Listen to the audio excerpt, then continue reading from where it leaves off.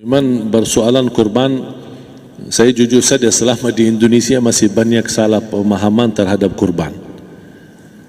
Dan saya pernah berkata, memang Islam kita di Indonesia Islam keturunan. Ya, jadi asal tahu saja. Ya, tapi dari segi belajaran, mohon maaf ya kita terlalu jauh terhadap pemahaman. Yang saya maksud, kita melaksanakan sesuatu tapi kita sudah belajar, sudah tahu, bukan hanya asal saya dengar, saya lihat, saya bukan sebatas itu, tapi kita punya dasarnya. Dan ini kelemahan kita, di antaranya kurban.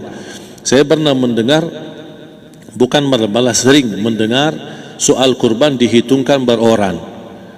Jadi keluarga suami istri sama 5 anak berarti jumlah 7, wajib sapi.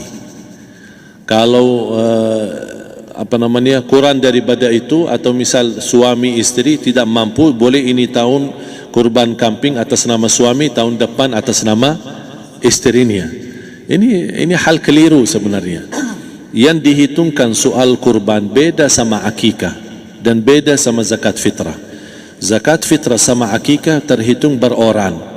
Akikah laki-laki 2 kambing, perempuan 1. Kalau tidak mampu boleh. Kalau ada kembar laki sama perempuan berarti 3 kambing. Tapi kalau tidak mampu boleh 1 kambing, tidak masalah. Dan tidak ada istilah sekarang saya kurban tapi nanti sisanya seolah-olah ada hutang sama Allah. Sesuai kemampuan kita. Di antaranya kurban. Kurban hitungannya berkeluarga, bukan beroran. Buktinya Rasulullah SAW dan juga cerita Nabi Ibrahim. Ketika Nabi Ibrahim mau sembelih Nabi Ismail, Allah turunkan apa? Mengganti sembelihan Nabi Ismail dengan ekor kambing dari surga. Berapa ekor kambing? 1. Padahal Nabi Ibrahim punya istri 2 dan anak. Ada istri Siti Hajar dan Sarah. Kemudian anaknya Ismail dan Ishak. Berarti semuanya berapa? 5. Kenapa Allah tidak turunkan 5 ekor kambing? Karena hitungannya memang 1 keluarga. Yang kedua, Rasul sendiri sembelih 2 kambing. Pertama, Bismillah atas nama Muhammad dan keluarga Nabi Muhammad. Padahal kita tahu keluarga Nabi Muhammad SAW termasuk keluarga besar. 11 istri, belum lagi anaknya, laki-laki sama perempuan. Ada yang hidup maupun sudah mati, sudah termasuk semua. Yang hidup maupun mati. Yang kedua, Rasul sembelih sembelihan yang kedua atas namaku dan umatku. Umatnya berapa miliar? Cuma 1 ekor kambing. Kenapa Rasulullah SAW berkurban atas nama dirinya dan umatnya? Saya mengambil salah satu di sini tanda sayangnya Rasul kepada umatnya. Jadi saya selalu berkata, orang miskin yang tidak mampu berkurban seharusnya bangga di hari kurban, karena Rasul sudah kurbankan duluan atas nama dia. Jadi terima kasih ya Rasulullah, ingatkan kita. Yang kita tidak mampu, Rasul sudah. Bahkan kalau Rasul sudah kurban atas nama umatnya yang tidak mampu, berarti sudah terkabul. Kita aja belum tahu kabul atau tidak kalau kita berkurban. Tapi kalau Rasul sudah terjamin makbul. Oleh sebab itu, hitungan kurban itu adalah 1 keluarga. Misal, bapa punya istri, punya anak. Itu kalau mampu sapi silahkan. Mampu 1000 sapi silahkan. Kalau soal kemampuan tidak ada masalah. Tapi kalau soal kewajiban, tidak ada wajib lebih daripada 1 ekor kambing. 1 ekor kambing. Misal, kalau bapa punya istri 4. Misal. Cuman ini misal. Ya. Istrinya 4. Setiap istri anaknya 10. Berarti jumlah berapa? Anak 40, istri 4, berarti 44, sama bapa 45. Wajib 1 ekor kambing saja, cukup untuk semua ini. Tapi kalau soal mampu, ya silahkan. Mau 1000 kambing boleh, mau 1000 sapi boleh. Tidak ada yang melarang kalau soal kemampuan. Dan kalau kita mau sembelih, Bismillah atas namaku dan keluarga. Tidak perlu bawa data-data nama keluarga. Jadi disebutkan tukang sembelihnya ada capek menunggu sambil sebutkan nama-nama. Tidak perlu. Udah Bismillah atas namaku dan keluarga. Termasuk kata atas namaku dan keluarga, termasuk orang tua yang sudah meninggal. Termasuk orang tua yang sudah, karena kita adalah hasil daripada orang tua. Itu sudah termasuk, tidak perlu kita sebutkan. Ada sebagian ulama membolehkan kalau kita mampu, mau khusus kambing atas nama orang tua, tidak masalah kalau kita mampu. Tapi kalau kita tidak mampu, itu sudah termasuk orang tua kita bersama keluarga besar kita. Ini salah satu kenikmatan, dan ini termasuk juga sedekah yang berguna bagi orang yang sudah meninggal di keluarga kita. Wallahu ta'ala alam. Dan juga masalah panitia, bisa kita mewakili kalau kita tidak mengerti sembelihannya dan tidak mengerti cara bagiannya. Tapi ada satu sunnah yang termasuk kehilangan sunnah ini, adalah banyak yang tidak mau makan dari hasil kurban, padahal itu sunnah Rasul. Dari akikah boleh makan, dari kurban pun boleh makan. Bahkan sunnah SAW dibagi 3. Sepertiga pertama dihadiahkan.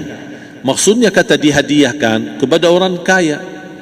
Misal tetangga saya tapi orang kaya, dia bukan miskin, tapi boleh saling hadiah. Karena inti daripada hadiah silaturrahim. Ada keluarga kita termasuk mampu, tapi saya kasih, ini alhamdulillah saya sembelih sapi.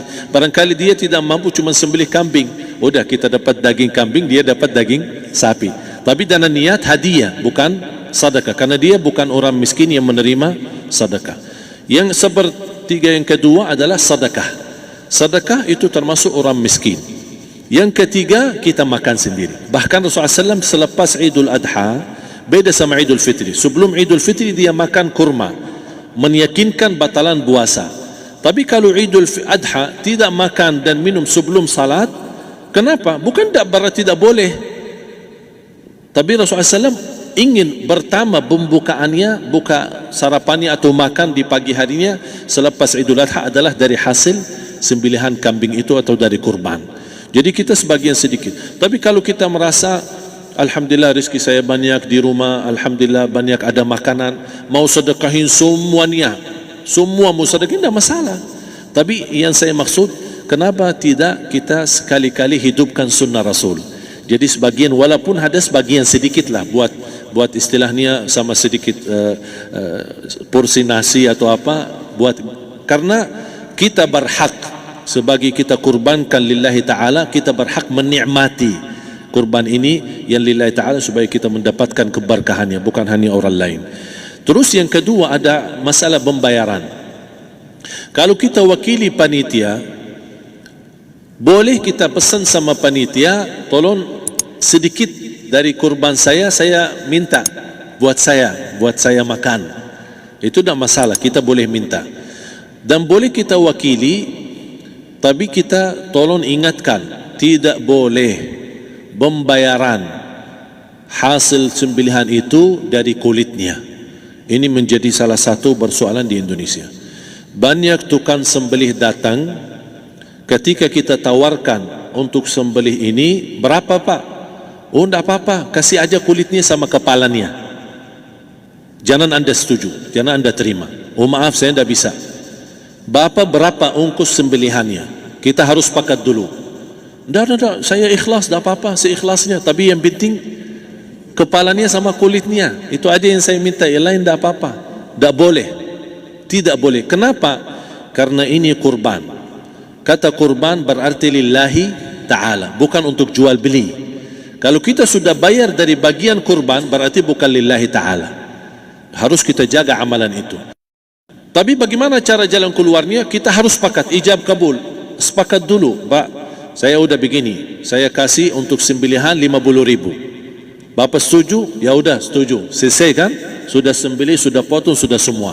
Lepas ini semua kita kasih ongkos 50.000 ongkos sembelihannya. Habis itu, Pak, kulitnya sama kepala hadiah buat Bapak. Itu dah apa-apa, dah masalah. Tapi bukan untuk bayar sembelihan. Faham maksud saya? Harus dibedakan supaya jangan sampai amalan kita kurban habis biaya, habis ini malah tidak diterima karena sudah kita bayar sebagian daripada kurban. Saya silahkan bayar apa yang kita sepakati, mau hadiahkan kepada dia karena kita tidak bisa guna.